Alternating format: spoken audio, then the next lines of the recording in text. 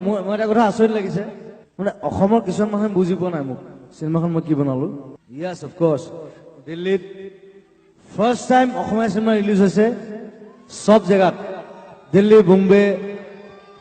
পুনে হায়দ্ৰাবাদ কলকাতা বেংগলোৰ এভৰিৱেৰ মানে কিছুমান মানুহে কৈছে যে মানে বল কৰিছে বুলি কৈছে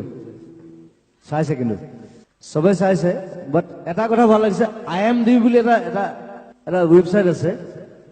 that's the biggest in the world like IMDb that 8.8 mark paise it's like Bahubali 8.3 day amar Ahomar mission channel 8.8 thank you মই এটা কথা কওঁ যে মই মানে সদায় অসমত সৰু সৰু চিনেমা দেখি মানে মোৰ খং উঠি গ'ল লাষ্টত মই সদায় সৰু চিনেমা কিয় দিন জ্বলাব লাগিব ৰাতি জ্বলাব লাগিব I burned it I'm the Lone Ranger মোৰ কোনো প্ৰডিউচাৰ নাই কিন্তু সব গান গোৱা পইচা I did it it's a revolution now আৰু এতিয়া আৰু বহুত কাম কৰিম এটা কথা ভাল লাগিছে অসমত যে মিছন চেনেলৰ লগত ধেৰ হল খুলিছে এতিয়া যিমানবিলাক বন্ধ হল আছিল সব খুলি গ'ল that's a good sign